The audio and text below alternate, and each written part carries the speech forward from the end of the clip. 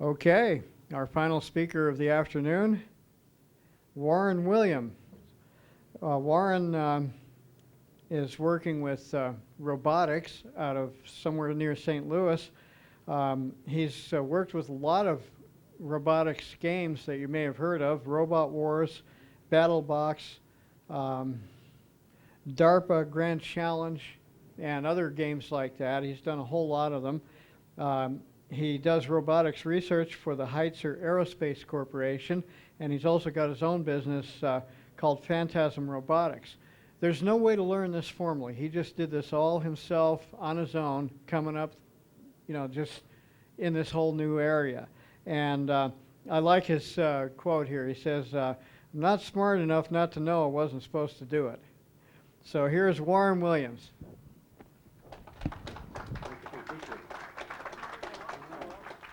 Well, thank everybody for coming out. I appreciate the attendance. We have a bit of just a minor glitch in some of the videos.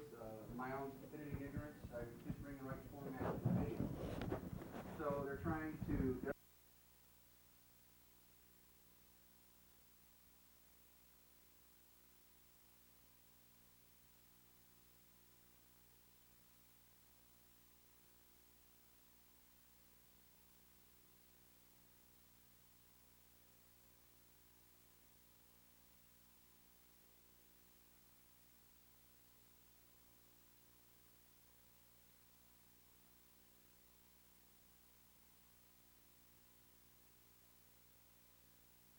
And I'm the lead robotics research engineer there. Big title, not a whole lot of money, but And I do a lot of robotics on my own as a hobby. So if you ever get a job that you're able to do what you love and get paid for it, it's the best way to go. True story. It's good stuff. And I got into robotics. Everybody remember Robot Wars, BattleBots, when they were on TV a while back? It's a lot of fun. Yeah, I said, I first seen it on TV. I said, I bet you I can build one of those. And I figured, well, I got a welder, I got some steel, some aluminum. Can't be that hard, right? Boy, that was a stupid time. But I started building just your straight. The very first ones you could not find pre-made, pre-assembled motor drivers unless you were coming from a wheelchair. The drivers were too expensive. They were hard to find. They weren't built to handle the kind of amps that the robots you would find needing in a combat situation, because you got a full speed ahead, full reverse, instantaneous changes in direction that drove your current draw way up, and you would melt the controllers, you'd burn wires, you'd destroy the commutators, and the motors would just fry. So you'd always trying to find, put bigger heat sinks on it, or find a new way to double up on the same controller to make it work to drive. Well, those were heady days. Here it has been 15 years and quite a few burnt circuit boards later. I've learned quite a bit. I've done a lot, like I said, in the Robot Wars industry. Four-time world champion in Robot Wars. I fought in London as an invitational. We fought against, back then, Team Razor was the team to beat. If you ever watched the show then, they had an incredible robot. Very good technical prowess. The machining qualities of some of those young men, unmatched probably on the planet. They just loved what they did a good job, and consistently tweaked their machines. Well, when I got into it, the first robot I built was just basically a box with 2 wheelchair motors and a servo from a remote-controlled airplane that controlled the joystick on the servo, or on the wheelchair motor for your XY, just to steer it. Very, very bare bones basic, because I didn't know enough. Then we started talking in the pubs during the filming for 2 weeks, and we started getting into, well, what if? Can we make a better board, or a hotter board that can take more amps, cheaply, so that the little guy can still compete? Well, yeah. So right there in the pubs, under lots of Guinness, lots of Guinness, started coming up with new designs, new circuit boards, and we were even going out to the hobby stores in London, getting the etchant materials, which is a real hard thing to do in London, because they're not quite as free with their chemical purchases as they are here in the States, right after 9/11. Anyway, So when you come back, we started etching our own boards. We actually built some of the first circuit boards that are now motor controllers that they're selling $120 a piece instead of $1,500 a piece.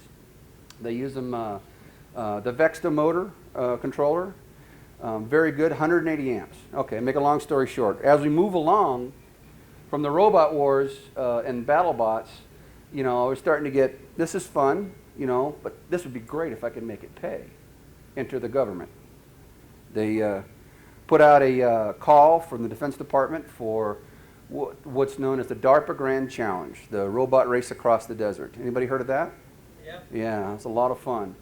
And it was like, wow, that would be interesting. That sounds like I could make something pay. It was $1 million, first prize. Just be the first one across the finish line. So yeah, so I thought, just like when I was a robot wars, I think I can do that.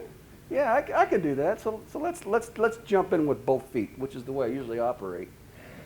And at first, it was kind of a laissez-faire way of looking at it. What do I need? You know, I need resources. How do I get the resources? I have no money. I'm dirt poor.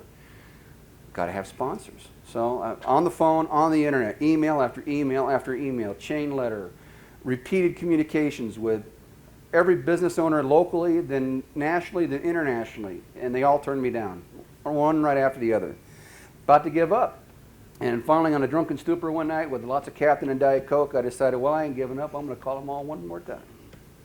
They applauded my persistence, and I got maybe 5 or 6 of them finally to pay off. Kawasaki was one.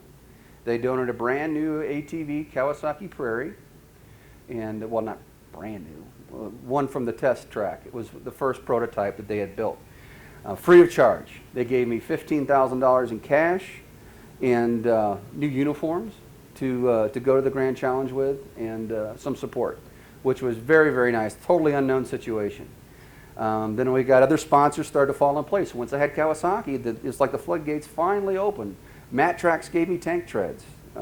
They're independent treads that went on each where the tires would go on this four-wheel drive Prairie. After that, we went into sensors. Robotics are great if you have the hardware, but you can't do anything without software. Software is 60 to 80% of any robotic system. You have to be able to communicate with your peripherals. You've got to talk to and understand what the hardware is doing. You need feedback, okay? Encoders for motors position. Radar, sonar, infrared, all this stuff alien to me at the time. I had to learn it. I couldn't afford to pay anybody, so I had to teach myself. Learning curve was way high. And it was by myself. It was nobody else with me at the time. We finally got the funding, got a few people interested, got a programmer to help. Next thing you know, we moved into the next level, which was actually building the robot. And, you know, best dreams and the best plans never come out quite the way you want. You know, you lay them out, you think you got it nutted out in your head, and you start welding that piece, and you realize you don't know how to weld. So, what's the next thing you have to do? Well, you got to go learn how to weld. You think, yeah, I can do that. No problem. After a few small fires in the garage, we managed to learn how to weld properly, got the proper equipment. Then we went to the next phase, which was bringing each piece in, getting them to work, the pneumatics, the hydraulics, trying to make a totally alien piece of equipment that's never been built before actually work. And we were doing quite well. Then DARPA threw us a curve. Instead of just everybody coming down to Nevada or Barstow and demonstrating the desire to compete and do well in the preliminaries, they were going to say, because the response was so great, we're going to have site visits. Well, they didn't tell me about site visits. I've got all this money invested. I have my own. I've got people investing money. And so we went, well, why don't we go to the next phase and you just pick, say, 40 or 100 of us, and then we'll go. And I said no. And they hate my guts over there at DARPA, by the way, because I was the biggest pain in the ass you ever wanted to meet. I said no, this was supposed to be about the little guy. You know, everybody raise your hand. You ever tried to do something but nothing but roadblock after roadblock after roadblock from red tape? It's frustrating when you know you could do it. Everybody raise your hand. It sucks, doesn't it? Nobody give you a chance. And when they say they're going to give you a chance, They bullshit you. Excuse my French. I'm an ex-Marine. I apologize ahead of time. All right. So they'll pull the wool over your eyes, say, oh, it's okay, you know, you're just not meant to be here. I said, well, I'm here. I built a robot, and I caused such a stink that I had the site visit. They came out. Turns out I was the only one who had an RC capable robot ready to go. Cornell, Stanford, MIT, they didn't even have wheels on the ground yet. So here it is, the guy in his garage, which basically half in the garage, half out of the garage, depending on whether it was on fire or it was raining outside. Tell them what RT is. A what? You said RT ready. Tell them what RT means. Did I say RT? RC. RC. Radio control. I'm sorry. I thought RT. I think you said route? What are we going? RC is radio control. Standard joystick controller from an RC model airplane. I had it rigged and ready, which is basically 80% of the hardware. Ready to go. We were flying, basically. We had steering, and we had throttle, and we had braking, safety. And we had emergency on-off, in case thing ran away on us. They weren't even at that point. 2 guys, me and my new programmer, did this in 4 days over the Thanksgiving break holiday. We went from a rough ATV to a remote-controlled vehicle, ready to rock and roll, started to integrate the computers. They came out, and you said, well, that's great. You're in. Come on down. Oh, party. Had a big old good time, got the robot finished up. Very convoluted story, but it gets very complicated. Money, again, is an issue. Transportation's an issue. Getting all the way down to Nevada from Missouri was an issue. Carrying a robot, and then still funding because the peripherals didn't work quite right. And when we get to the Nevada, we had issues with programmers who were supposed to be God's gift to the industry who don't back up the hard drive. That was fun. That was fun. My wife, who's not a techie at all, she's 5 foot nothing, was going to rip his throat out. I cannot, the words were flying. They were going to pull it was like a pit bull. Going to pull my wife off. The guy's like, oh, it's like, hey, you screwed up. You pissed her off. I can't help you. You're done. So we got into it. We had a good time. You know, and by the way, this is a great environment for kids, man. Engineering 101, get them out, to get the kids involved. You imagine being on a NASCAR racetrack in the middle of California. You can't even walk on the track without security arresting you. We're on there with ATVs on the actual asphalt, cruising around the banks, you know, at 70 miles an hour. Because part of the perks of the job was Kawasaki brought out everybody on the team an ATV to drive around in the pits. And everybody else was walking. You know how far it is from the head to the pits? It's about a half a mile. Not me. We were good to go. So we had a good time doing that, and you know, nobody won the first year. I think the farthest anybody got the very first time was 7 miles, and you know, there was just a lot of issues. It was the first time for everybody. Again, a learning experience. Well, that pretty much brings me up to how I got where I am today. That was basically my resume, was the robot. You know, did this for DARPA Grand Challenge. Everybody knew about it in the industry, and that got me my other job. But I still loved to build, so I started doing other things. I invented new ways of doing sonar. We have actually doubled the range of sonar in the ambient, it's the air you breathe. Sonar is generally, you know, it sends a signal out, pings off an object, and returns an echo. That echo takes a certain amount of time to fly. That calculation, because it's a known speed, says, well, that means it's this far away from you, okay? What I did was double that range. Well, how the hell can you do that? It's a finite speed. You're not going to speed up sound waves. No. Frequency is everything. You've probably heard a few other speakers talk about frequency. And frequency transcends matter, all through anything you can conceive, touch, hear, or play with. And so knowing that, reading some of Tesla's work, I took it upon myself to think that I was smart enough, again, here we go, to create a new form of sonar. And this, I'll get into what happened. You'll love this. But anyway, I got to the point where what it came down to was taking that same signal and knowing that over a period of time through a media, being air or whatever, that a given frequency will slowly degrade, okay? It'll just slow down, become sluggish. The gap will expand slightly.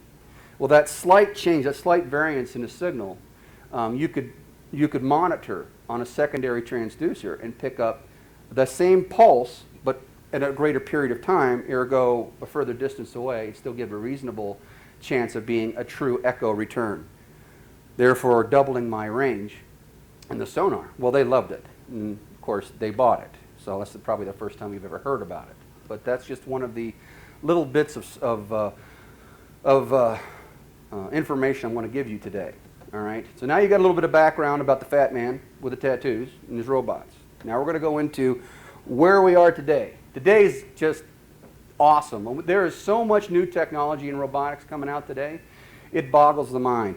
We got the AI systems, the miniaturization is all on a whole new level. After we get done, feel free to come up and look at some of the components. I brought one of our robots here. This is Ladybug 2. Ladybug stands for Long Range Autonomous Directional Intuitive Boundary Sensing Unmanned Ground Vehicle. 2, part 2. And that's just to miniaturize the robotics, that trying to get it smaller, more compact, more useful to the individual. Why do you have an AI robot this advanced on an RC toy? Well, it's a pretty expensive toy for one, but my son would get pissed off if I told you where I really got it. But that little robot right there has more technology than the Mars rovers right now. All right? It's more advanced than the Mars rovers right now. I'm not patting myself on the back. I'm just saying that it's got the latest Pico microcomputer in it. It's only this big, roughly. And it's 1 gigahertz processor with 1 gigabyte of memory. It will run Windows or Linux just as fast as any typical laptop will. It's a very effective miniature processor. We use that to daisy chain, and the layout I have it is much the way the same the human brain works, okay? Neural networking. Anybody heard of neural networking in robotics? Yeah. Okay, good.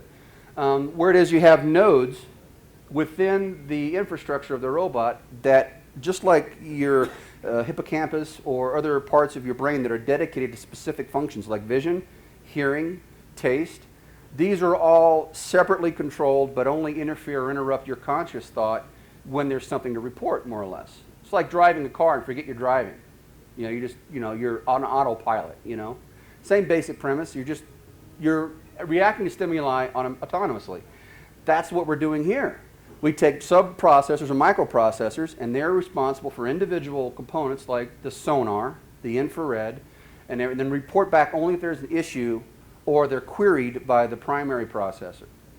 Well, Cornell thought that wasn't fair. They thought, well, you can't do that. That's not true. It was a big argument we did on Scientific America. It was me, David, against Goliath. Cornell University had $5 million robot, and mine was $5,000 or $15,000. And they thought it would never run, it would never work. And then it was just a constant battle. But that brought us to where the technology is today, where we have miniaturized, lightweight, intelligent capabilities, where you've got, like this Rovio right here. Let me show you, for example. This is what's called a Rovio robot. This is a basically small robot that has the capability to be driven from anywhere on the planet via the internet. It has a webcam, speaker, and microphone, and it has self-charging capability, meaning that if it detects itself running low on power, it'll find its charging station and plug in itself, and then regenerate. And you can use this for home security, whatnot, but we didn't stop there.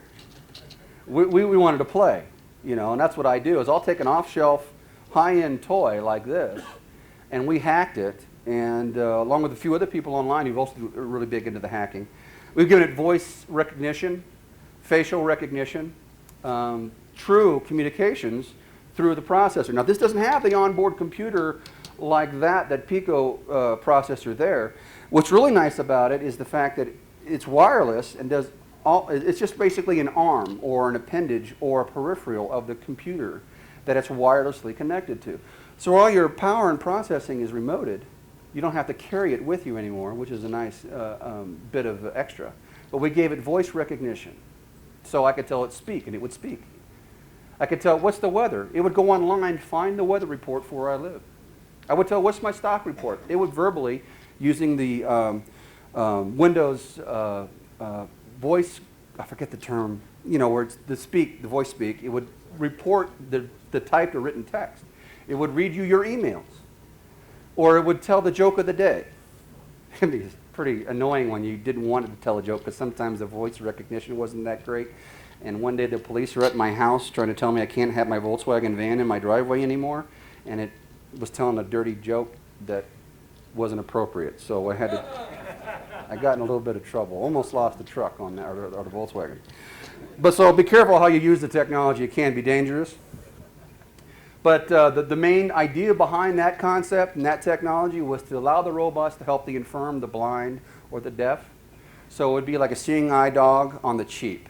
Anybody know how much a seeing eye dog goes for these days? It's about $5,000 just to get one trained, and I'm not even sure if that's accurate anymore.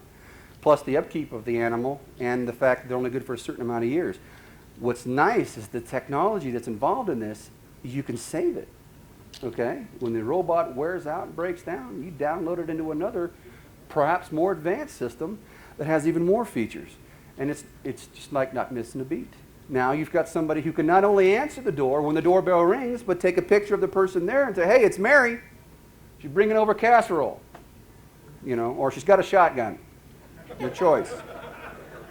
But that's where we are with the current level of technology. And the Omni Wheels, which was my idea, I still have an argument with these guys for stealing that. That's a long story. But then we move on to the next phase. What's coming down the pipeline? What do you want to see a robot do? I mean, you've seen the movies, you've seen Millennium, the smart, intelligent conversion robots that can talk to you, hold a conversation, which is seemingly intelligent. Is that possible? I don't know if it's really possible to be cognizant or a true human representation where it can have an intelligent conversation where it's actually coming up with thoughts on its own, or are they all going to be pre-programmed thoughts that some programmers spend a lot of time and a lot of donuts thinking of? What's it going to be? Where are you going to go? How are you going to get there? The newest stuff we're trying to do now is to bring some new technology to the kids in schools. You want to get engineers from America, working for America, in America, not coming from overseas. They don't need to come here. Well, they need to come here to take the jobs that we don't have enough to give around anyway. The kids need to learn engineering. There's going to be a need for it now that we're going to stop buying stuff from China because they're going to start taking all of our money away from it real quick. That's another story. Anyway.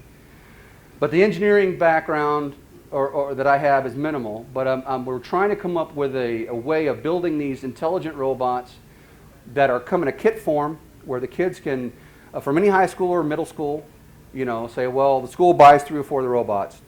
They build them, they may have laboratories built into them, just like the lunar rovers or the Mars rovers, to conduct experiments, So the kids can log in, do a telepresence on the robot to conduct, moisture experiments, humidity experiments, make Brown's gas, remotely for rocket propellant. All the little things that you think these these kids would really want to learn about. The fun stuff. It's fun to drive an RC car and drive it into a cliff or off a cliff, watch things blow up. But the thing is, the kids won't have to be in harm's way. The robots are relatively cheap to produce and certainly cheap to maintain and easy to replace. And it's all off-the-shelf technology. No more of having to make your own drivers.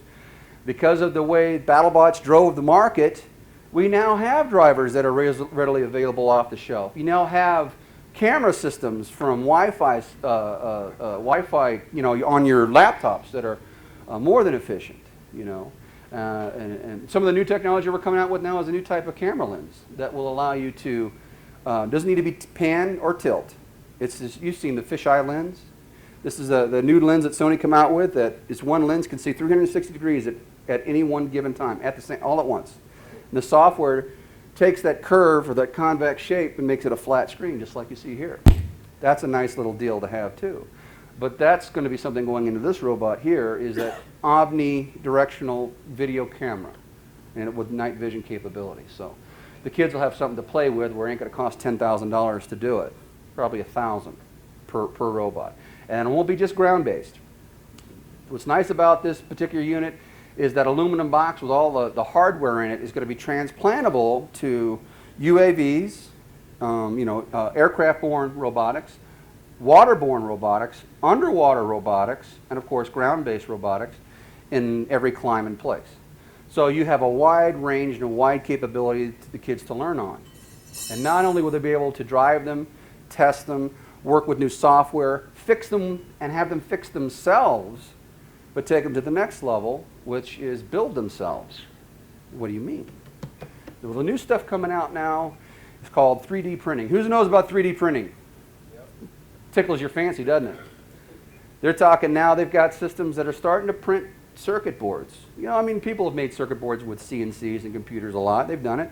But this is a machine that eventually, they're at 60% complete building itself, where it's a printer that prints products layer by layer in real time to create a three-dimensional part.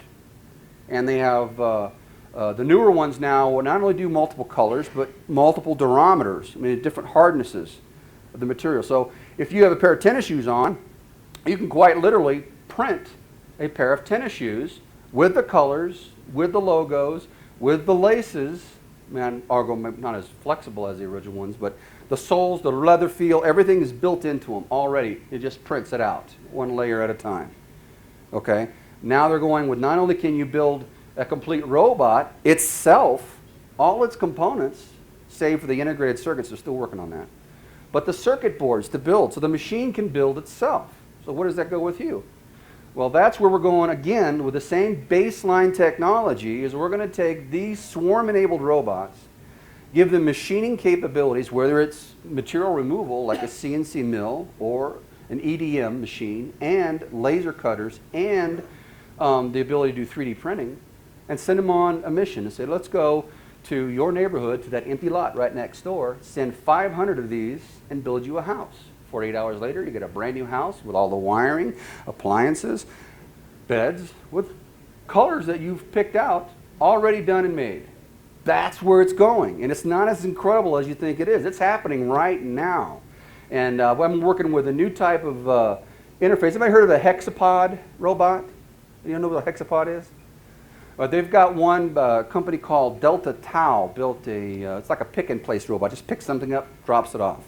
It's got 6 arms on it, and it's very, very fast. And I wish I had video. But it would go anywhere and pick something up and drop it very quick.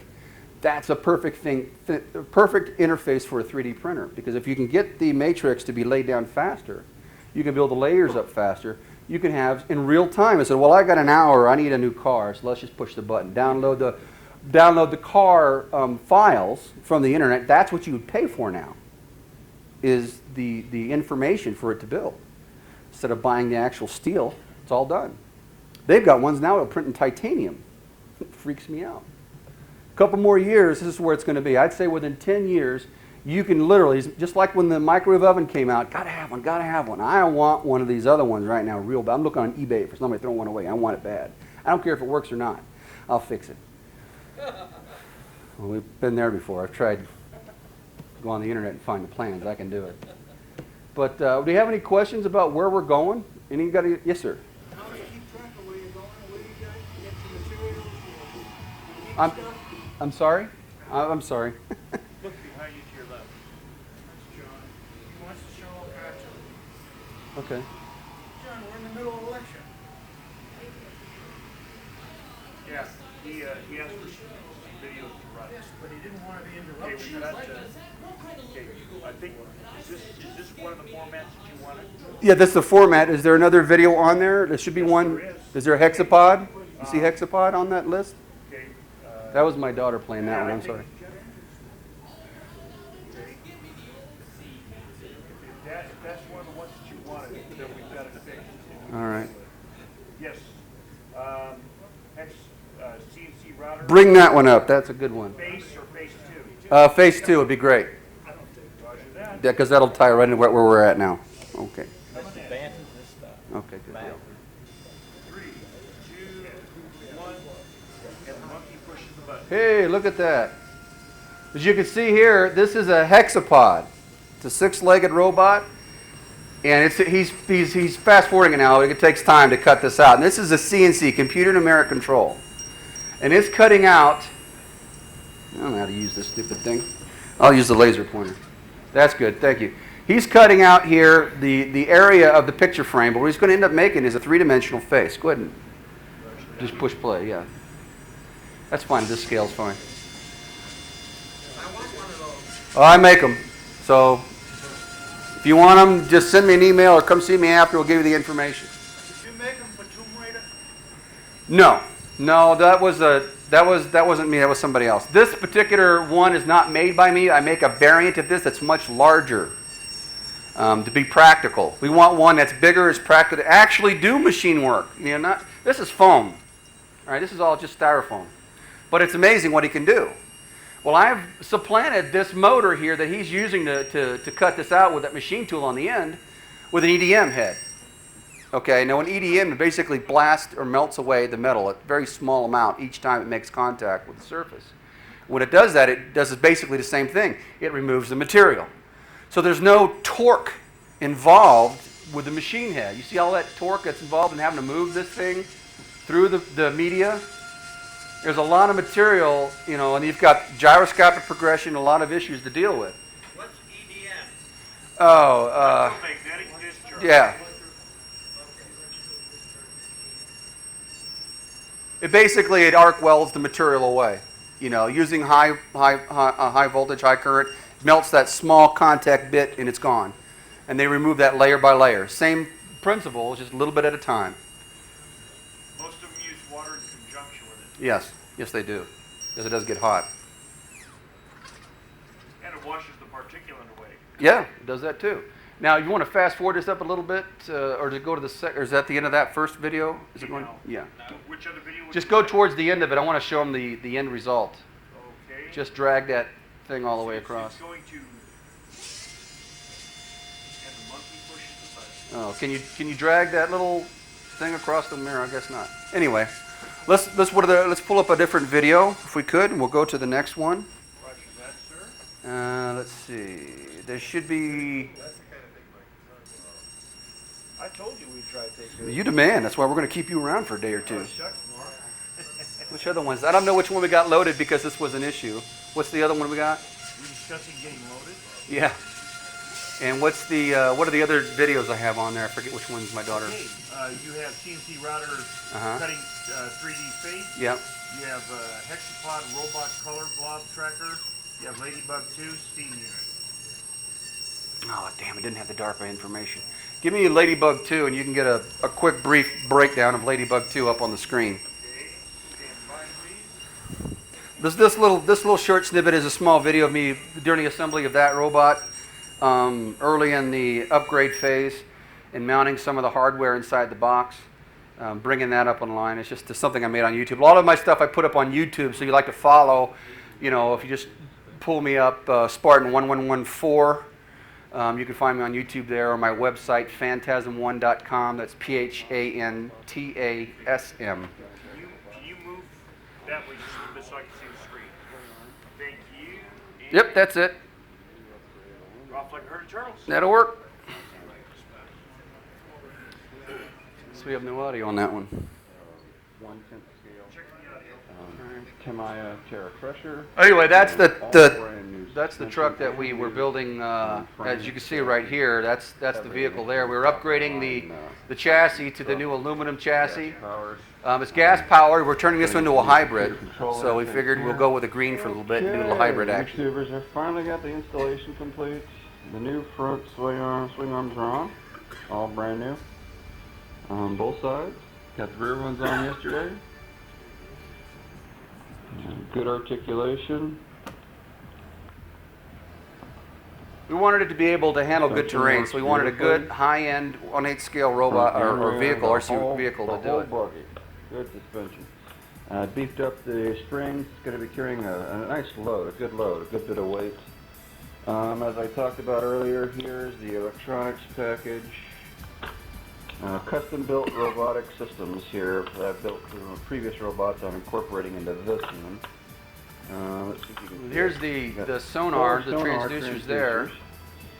And they're they moving them give out of that old box. The old box is steering too heavy. It's corrections too big. to detect It came out of obstacles Ladybug up 1. front. The two outermost, this one and the one on the other side, on the outside, will give you minor steering changes. If these two inside ones detect anything, they give a more severe correction to the steering algorithm. just depending on where it is in the track of the vehicle. So you see how that we determine use how four far it's transducers how and make much it very steering stupid, very direction simple to avoid program. target. So two outside three ones, servo, if it or sees two anything within relays, that track, it gives a minor driven by adjustment. the If PWM it sees it in the from center electric track, two control unit, transducers, it gives a much more and abrupt also a change. self-power So it'll avoid that output target. to And it's just a drive matter of the adjustment. How cylinders much have adjustment do you separate need batteries for to better avoid? fit. We've got And that's the here GPS. That's the old 1 receiver, hertz primary GPS receiver system. all wired in, Sucks. the serial Okay? It's going 1 into hertz is the, not the enough resolution. You can't go very spring to, fast. Pico, On the new one, you'll see in here is an Iwata is a 4 hertz system, which is obviously 4 hertz is much better. You can really get some good speeds with brand it. new power supply for it, 24 volts. Okay, we can stop that one. That was just Stop a right brief look at So how we we have assembled it and sonar, whatnot. What we got in it, it's just, GPS. like I said, it's the new AI version of Ladybug. Much smaller, more compact, going to be used for educational purposes and to drive them to the next level. That's where those mills that you've seen, those little miniature hexapod robots that could walk, think of 50 of those walking, a little bit, maybe twice that size, to whatever you want. No longer do you need a table dedicated in a shop floor to do any machining. You say, well, I'm going to do a bulkhead or a wall or an airplane wing, airplane skin.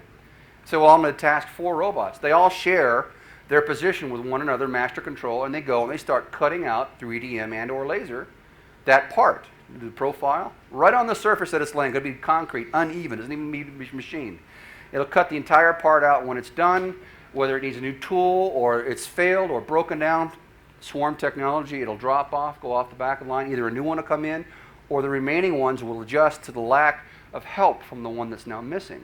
Because they all report back to the master control what their resources are, what's available, and when the last time they were upgraded. Okay, and obviously the last layer of control is the human operator or control individual to say, well, I need you to run for this time. I know that the tooltip is going to wear out after this much material. All right, this is where it comes to video tracking. This is all autonomous. This robot is just paying attention with a camera to the ball. That's all it's doing. It's programmed to take note of those particular colors.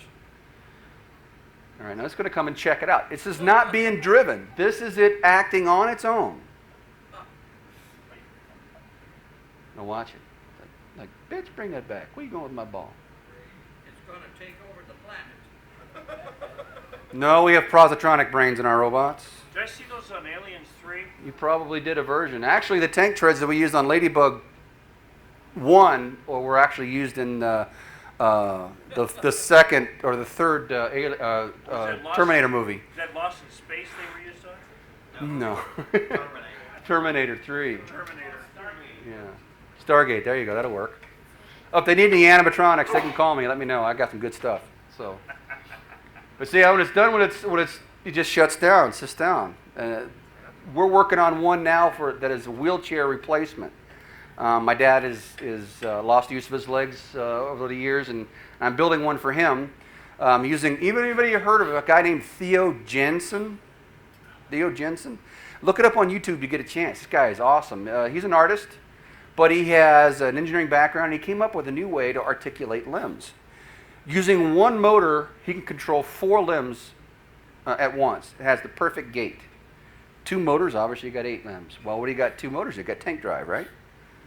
Just like that.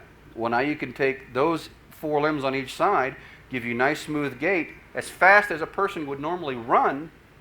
You can walk up steep grades, over curbs, no obstruction, too unusual, almost as good as a human being would walk without a lot of investment in expensive servo drive systems and sensors. It's very simple, very basic. And with the new way, I've improved it a little bit by putting a suspension system in it where you can change the elevation as you're on the fly. So you can change the front while you're moving to pitch back or pitch forward or pitch side to side. So you can actually be on a hillside to give you more stability. And that's something I'm building for my dad. Well, I probably want to drive it myself. It sounds like fun. But that articulation is what we're trying for. This is a really complex bit of algorithm to make all these joints. There are 18 servo motors making this work. Is the software on it? Or The software on this is self-contained, yes, but it does have Wi-Fi enabled output. So the video, there's another video we don't have. I'm sorry about that. And there's another version of this that actually will interact with you. So if you're over there, you're looking at the camera, it'll look at you and just kind of, hey. And when it gets to a certain position, it'll take your picture. It'll upload your information to a website and say, well, this was taken at such and such a time, this is so-and-so. That's part of the facial recognition I was telling you about, that little Rovio right there, where it'll recognize individuals at your front door or even people you're waiting for, you've never seen. Hey, this guy's going to come tomorrow. This is what he looks like.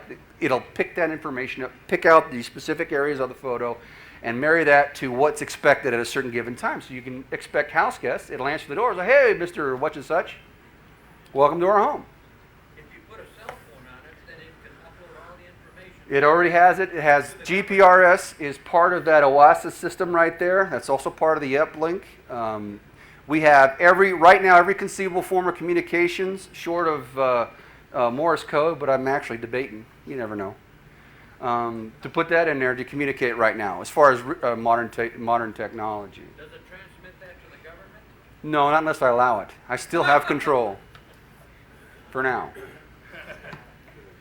Any questions that we got? Anything? Any curiosity? Can I ask my question? Yes, please do. I'm sorry. I was so excited I got video. So I. Okay, just a moment here. Live from Albuquerque, New Mexico, it's William. No, it's Bill Hodges, and I'm a retired architect. I just want to know where we can track what's going on in this field, what magazines you like to receive, and where do you buy your motor controllers and your hardware and all that kind of stuff? I like to get with the first part. My publications I watch is Servo magazine, which I was on the cover of, by the way, if you want to look that up. American Scientific, Scientific America, and what else? And then those are the primary ones, and then a lot of internet. I mean, a lot of research on the internet. YouTube's a great resource if you know where to go. Instructables is a nice one to find ideas and try and run with them. Instructables, it's a website. Just look for Instructionables.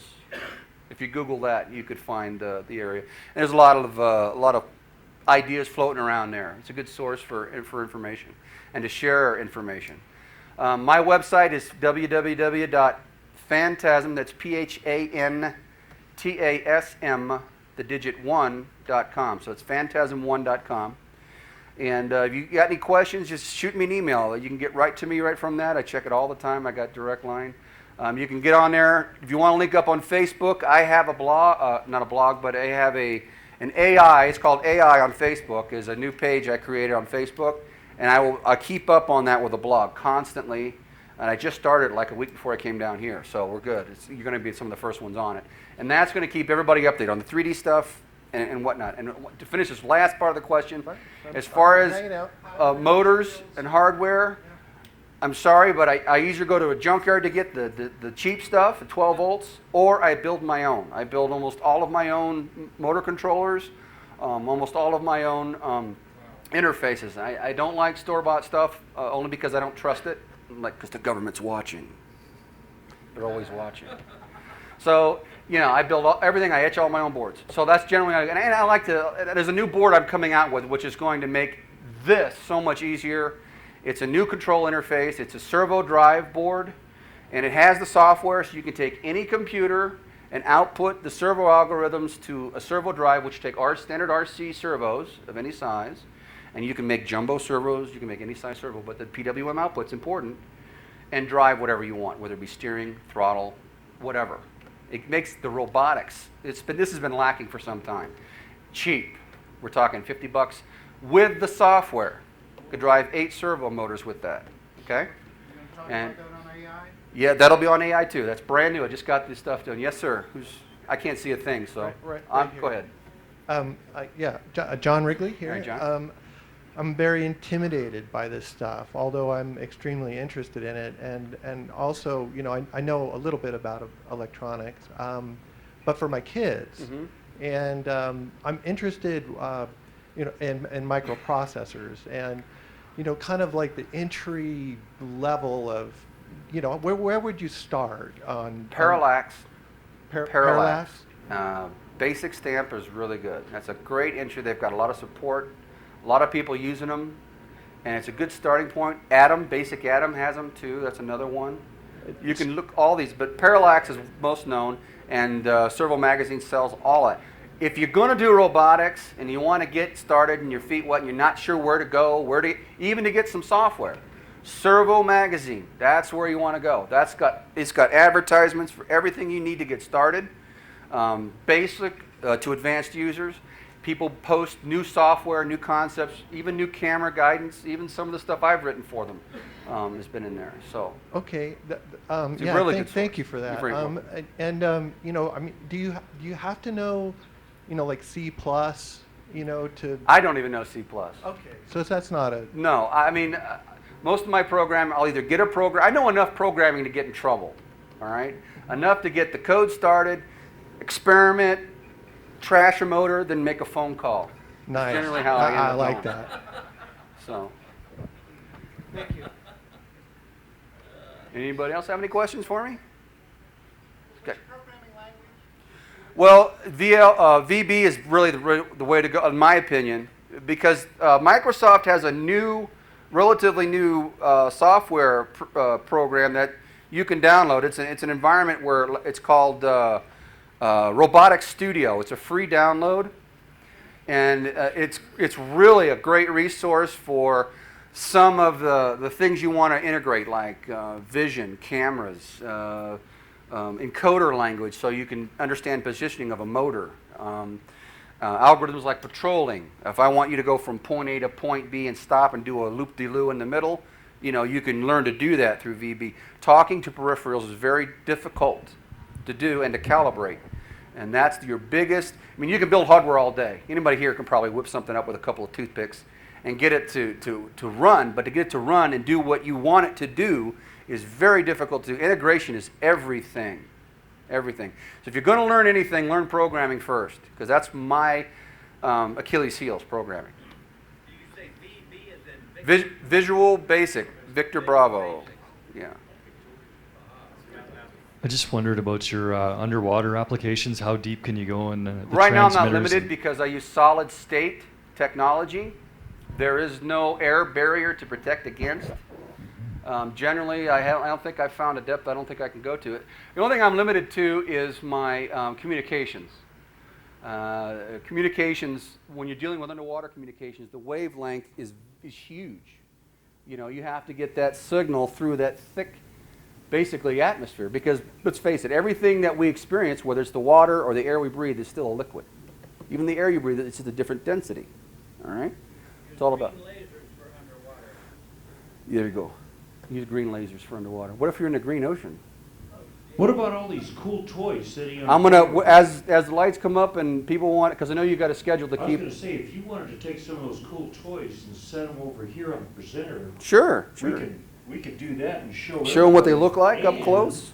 All right. Everybody can see it, and it'll be on the DVD. That'll work. We can do that. Imagine that. We're going to start with our tray of goodies.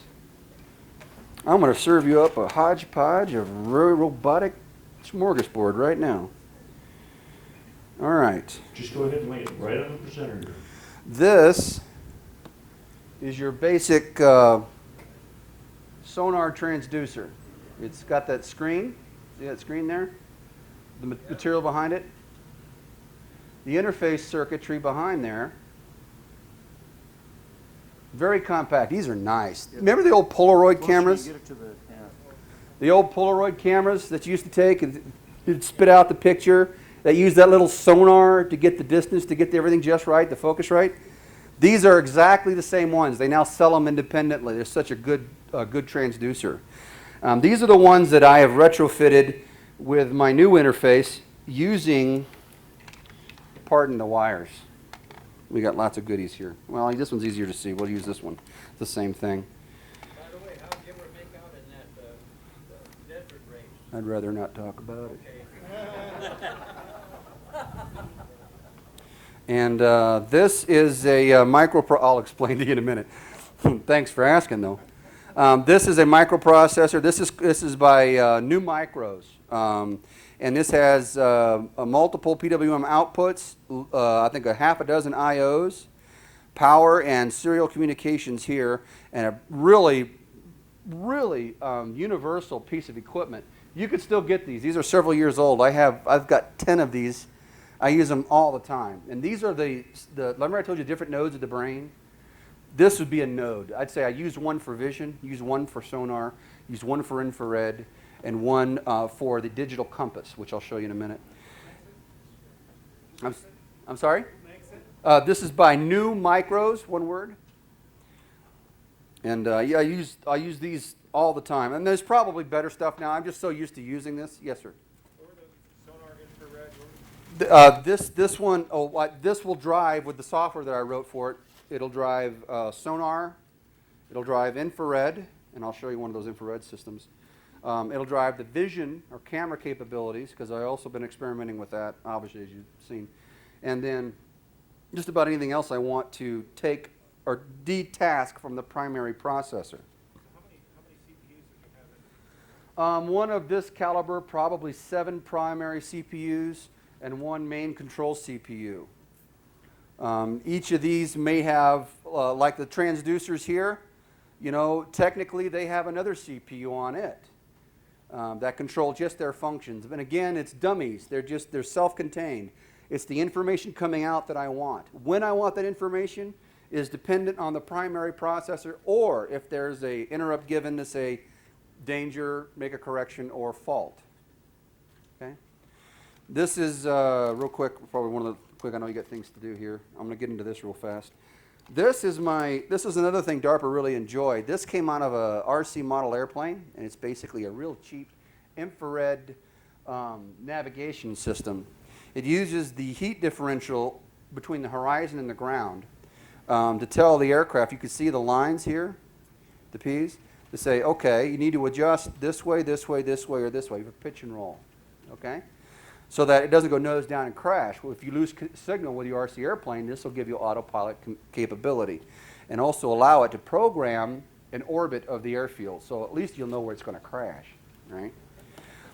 Well, I took this and I took it to the next level. I said, well, let's not use it for aircraft. Let's use it for ground-based. Why would I do that? Well, you know, terrain is the Achilles heels of any ground-based vehicle. Terrain being hills, trees, anything that gets in the way of the continued forward motion of your robot.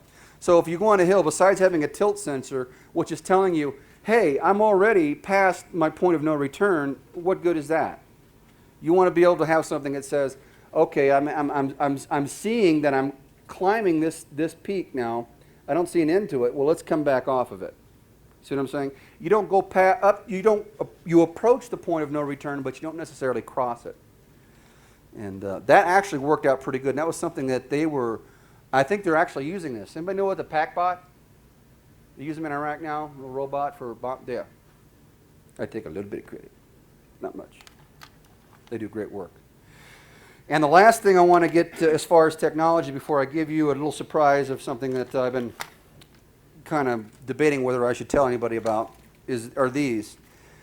These are called widgets. That's spelled, I have to reference the board itself. It's spelled, or fidgets, I'm sorry. P-H-I-D-G-E-T. Okay, it's called Fidget. And this company makes robotics interfaces. They make sonar, they make infrared, they make, this is an encoder interface. This is a motor control board for servo. They also have ones for stepper. And what these allow you to do is build a robotic system right off the shelf. You know, the only problem with them, and I've called them on the phone and told them, I said, you need software. They give you examples, but they don't have anything integrated, so you can just plug and play. I just want to marry this to this, and you know. But that's where Robotics Studio comes in. You can take their code, and they've got a couple drivers. It's just not user-friendly. The learning curve is steep. So What did you say they need? they need software, big time. They need somebody who's got like 2 years of time on their hands to do absolutely nothing but sit in front of the computer and do this. Just to write the code so that you can find it useful to say, I want this to go straight and then turn when it sees something. Because you need to be able to have these integrated to talk to one another. That's the problem. But that's where my last thing I was telling you, I was making that 8 servo board. I did it, and I created the software for it. You can also use a joystick. So you can take your little laptop with your joystick and drive your homemade model right through the internet from anywhere on the planet with this thing using VNC Viewer. I can remotely access that computer in that robot from anywhere on the planet using that off-the-shelf technology. And this board that I'm selling comes with that software. Already done, 8 drives, and we're going to be adding to it with free upgrades for those who do buy them. Now, here we go. This is the Tesla conference, am I right? You guys in for some new technology? Yeah, you feel that little tickle, that little fuzz in the back of your hair stand up when I say that? Wait a minute, this isn't Walmart? No, it's Kmart. It's Kmart. All right. My partners and I, specifically Phil Wood, formerly of Australia, Noosa, Australia, some years ago stayed at my house. And we spent about 3 months, summer, together, and then his family came over and visited, and they stayed with us, and we spent probably the most productive 3 months of my life working on new technology. And what we've come up with directly with his help and some of the work that I was doing, was a new battery enhancement technology. Now, what is a battery enhancement? I'm not going to say, I'm going to tell you, I'm going to take whatever battery you have in your car, your robot, your cell phone, or your watch, and make that particular battery run any better. What I'm going to tell you is that any battery operated device, doesn't matter what it is, we can now make it run 70% longer with no improvements to the device itself with this new circuit that we devised. And this circuit was based on Tesla 7 switch design. Anybody ever heard of that? No? We had it third-party tested by a company called Toxor. Toxor is a defense contractor in St. Louis. And they verified that they got 69%. And this was a bare-bones system with a motor controller, 24 volt. Running DC, off-the-shelf DC motors, nothing special, just your basic, same motors in the robot I have in there, out front. Matter of fact, I think those are the 2 ones that were used. Driving a hydrostatic load, fans, blowing air. And they not only did they run cooler, they ran longer and at higher RPMs than the same motor running on just the battery with no motor controller in the circuit at all, straight off the battery. Okay. They got even better results running with another motor controller because of their losses. They're lousy. But then on top of that, we also were able to take that knowledge that we learned from how to do this and run this Tesla circuit and apply it to a new motor we've come up with. And it's a wheelless motor, a hubless motor. You've seen a lot of iterations of them. This is an AC-DC motor. And for those of you who really are interested, drop me an email. Okay, that's all I'm going to say about it right now because I'm still working on some of the patent issues. I can't go any farther with it. Drop me an email. We'll get NDAs, and we'll move to the next phase on it. This one will just blow your mind. Okay? Well, that concludes my little meeting, unless you have any more questions for me. That's great. Thank you. Yes, sir.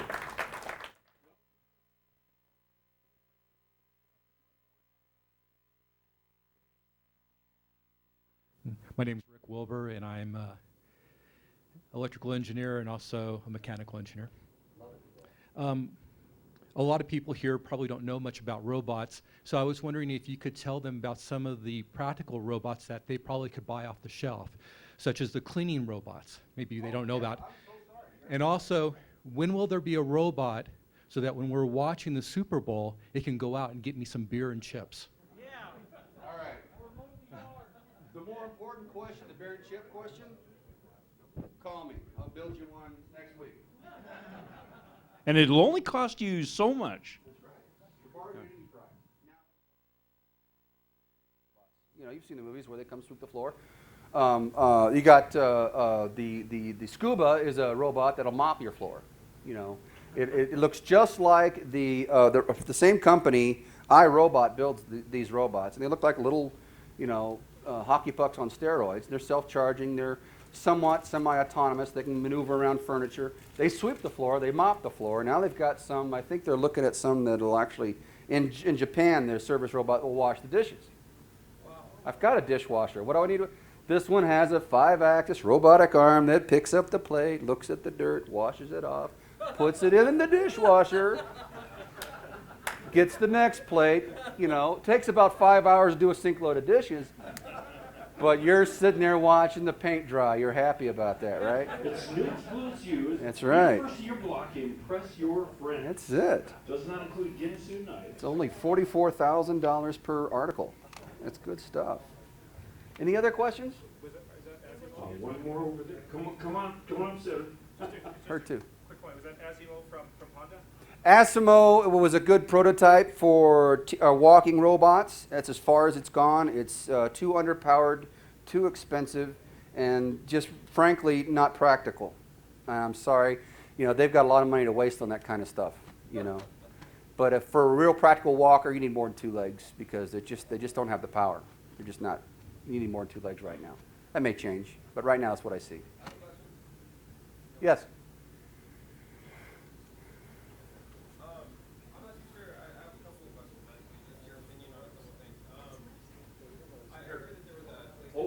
Hold on, let's get the mic to you. What's up, man? I'm Gary. All right, Gary. I was just wondering if you heard about the new PlayStation controller, or Yeah. It's funny you mention that. My son was mentioning the same thing, but for different reasons. Yeah, I've heard about it. I haven't had a chance to pick one up or play with it yet. Some of the robots that I have, this one and the Rovio, we use the Xbox controller to drive them. We have that interface. Bring the mic up front. Come on. Bring it up front. It's okay. Come on up front. It's all right. There you go. So we have the interface already, and we can use the Wii controller right now. When we get our hands on the new controller, we'll rock that one too. We'll hack it. We're Hack City. That's what we love to hack. It's my favorite thing to do. Check my website, check my blog, get on my Facebook, look it up. We'll keep you posted on that. Yes, sir. I'd like you to comment on, maybe it's DARPA, but they have a robot that can run, mimic the human being, and then there's another version that can make a soldier lift like a ton of weight, and it feels like nothing to him, Yeah. So, the exoskeleton. I actually sent this guy the driver. He's got a copy of that power supply. We're trying to get rid of that bulky power supply system for that. Yeah, just comment on the running one and on that weight-bearing Well, one. the one that I think it's Siemens there's another company. There's several companies working on the exoskeleton. I was trying to throw my hat in the ring, had a couple ideas. I just didn't have the time, but I did give them some information. Now that's coming. We're talking just a matter of months, if not a year or two, before that's going to be a fielded piece of equipment for standard infantry divisions. I mean, that is an awesome piece of equipment they've come up with there. The one you're talking about, with the 2 legs picking up the wounded, you're talking 20, 30 years away before that's practical. Right now, power requirements aren't there for in the field. The weight it can, though it's strong, it's still, it's slow. Think about when you were in, I don't know if you were, I was in combat. So when you're there, you got a guy, your buddy's down, you're kissing the concrete. You're not putting your head up there unless you have to. You're trying to drag him out and still be aware of what's around you. Yeah. That's hard to do. You got to get a robot to do that right away. Okay, the movie Iron Man or something, could you build an Iron Man? Except for the flying part? Well, the flying part's the best fun. I mean, Okay. Armor, ask my son. He's got a Halo costume I built for him. Talk to him about that. You'll get a kick out of that. Ladies and gentlemen, Warren Williams. Thank you very much.